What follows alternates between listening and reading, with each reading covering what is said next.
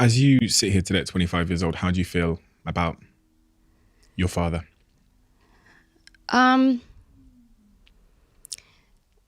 Well, to be honest with you, I've been thinking about this a lot. And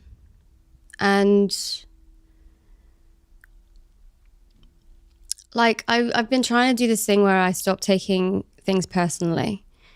And like not just like, you know, when someone's had a bad day and they like push in front of you in the queue, but like the big things in life. Like, what if I said that it was not like, it wasn't because of me that happened? Like if I wasn't there, it would have been someone else. Like it's not, it wasn't like because there's something wrong with me that like these bad things happened when I was a child. Is that a thought you had? Yeah. I felt like there was something inherently wrong with me or us because like we did lots of things wrong all the time, which is like why, you know, you'd be mistreated or whatever because you're like, oh, like we really need to be better at this because we keep doing things wrong and we keep getting in trouble type thing.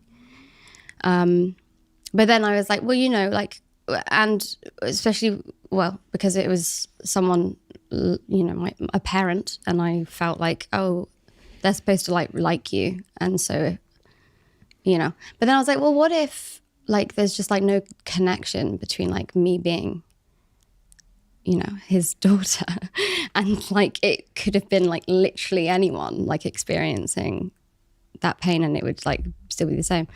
And then I just kind of could separate myself from it a little bit and I could start to sort of reflect on him as a person and be like, what happens that you get so stuck in your mind that you can just like, you know, permanently like mistreat people?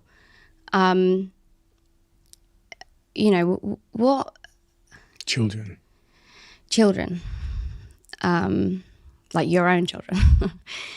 But, you know, taking that step back and seeing it like more objectively kind of like makes me quite interested in the guy. I don't know him at all.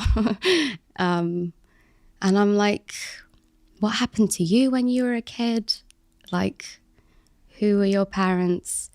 Is this something that you were always like when you were a kid? Did you like pull the legs off bugs or like, you know, did you learn this? Like, you know? These are all the questions that I would ask. Yeah. And so that's kind of like how I feel about him now, where I'm just like, what if like he would make a fascinating documentary? Yeah. And it's like nice to like, you know, not feel the personal pain of that anymore and actually just think like, you know, I don't know if any of the answers to that will like help me in my journey. But it is sort of like a nicer way to think of him than, you know, as like someone who doesn't love me or like whatever.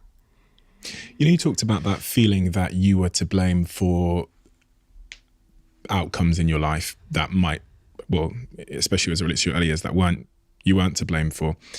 Were there symptoms of that as you grew up?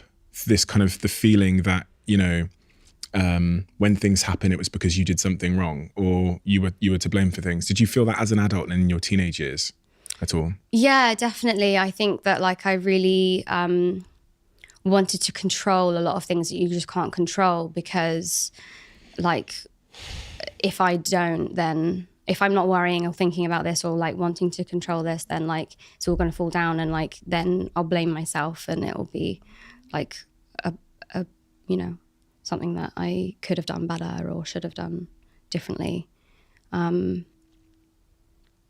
feel like,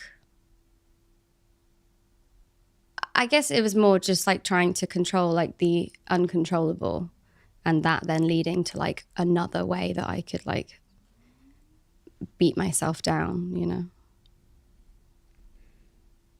It's interesting because I've seen so many other interviews you've done and without knowing that early context, a lot of the things I was hearing didn't make sense. Yeah. Yeah. Not that it makes sense is maybe an interesting use of words, but it always felt like there was part of your story that was untold. Yeah. I think when I was like 12 and I'd done a bit of Game of Thrones and was doing interviews then, like the first interviews that I'd ever done, I remember people sort of being like, but you're so young. Like, how do you pretend, like, how do you show this pain? Like, you've just seen like the death of your father, or like, how do you know that, like, how do you act that sort of like fury? And I just like in my head was like, that's a really stupid question because I've known how that feels, but like, it's like, I don't know, it's something nice to just like leave in the past, I guess. But it's hugely influenced like everything that I do as an actor. Like I get to access all of that confusion and pain in my job, and I get to like really feel it in like every fiber of my being, but there's no like consequence, and there's no like, you're not really shouting at anyone or hurting someone, or it's like it's all pretend, but like the emotion is real. And like just being able to like let that out is something that I didn't do for a long time. And so it's like it just all sort of came to the surface. And I guess like holding, the early part of my story like to myself is also just because I haven't really understood it the way that I have now. And I'm sure I will understand it, far better in the future. But I feel like now there's like some sort of closure to it where the journey might help other people, whereas before it was just like pain, and no like conclusion. Right. No, like, okay, we're Insight. Through the other side. Yeah, it was just like other problems that come from like the same problem. Yeah. But yeah, I mean, it's like,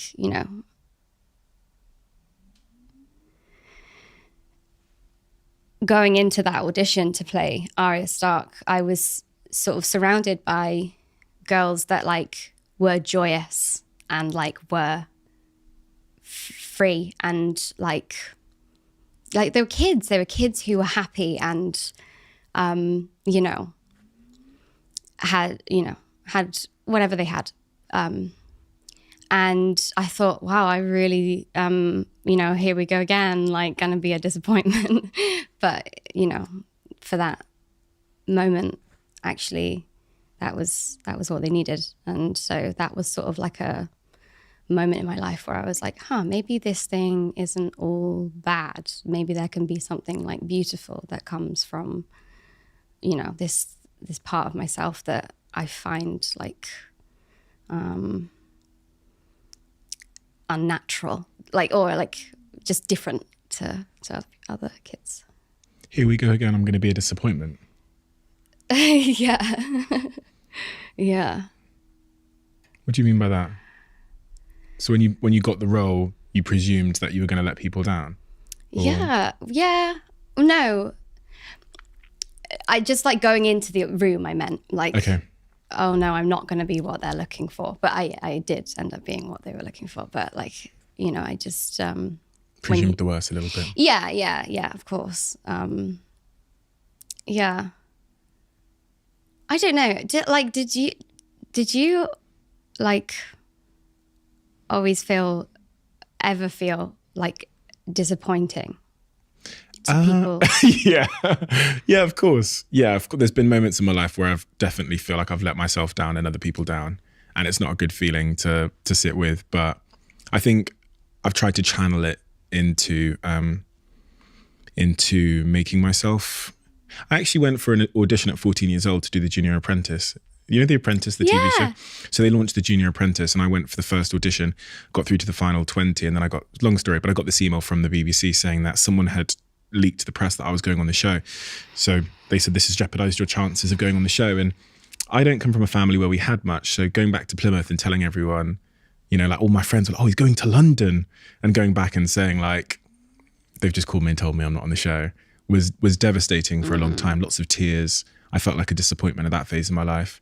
And several times subsequently, but I think I've always been